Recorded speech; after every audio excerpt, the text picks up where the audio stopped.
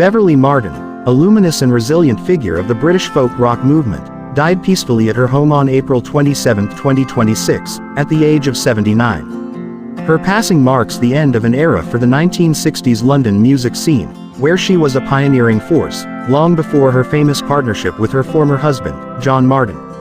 Her family, in a joint statement, described her as a woman of immense inner strength, intelligence, and kindness, celebrating a life that was as creatively vibrant as it was personally complex.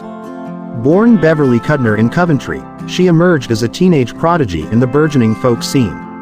At just 16, she fronted the jug band the Levee Breakers, before launching a solo career that saw her working with some of the greatest musicians of the century.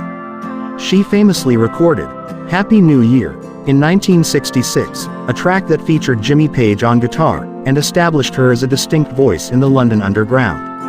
Her presence was so central to the era that she even appeared on stage at the legendary Monterey Pop Festival in 1967, introducing Simon and Garfunkel.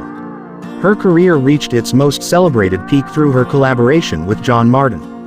The couple's 1970 albums, Stormbringer and The Road to Ruin, are considered masterpieces of folk rock, blending acoustic intimacy with experimental production.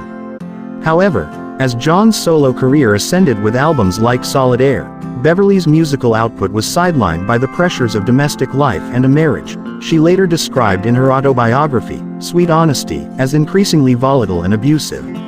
She largely withdrew from the public eye for decades to focus on raising her children, a period she viewed with both pride and a sense of sacrificed artistry. In 2014, Martyn staged a triumphant return with The Phoenix and the Turtle, her first solo album in over 30 years.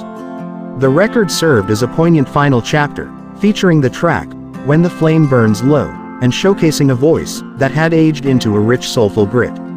This late career revival allowed her to reclaim her legacy on her own terms, reminding the world of the talent that had shaped the sound of British folk.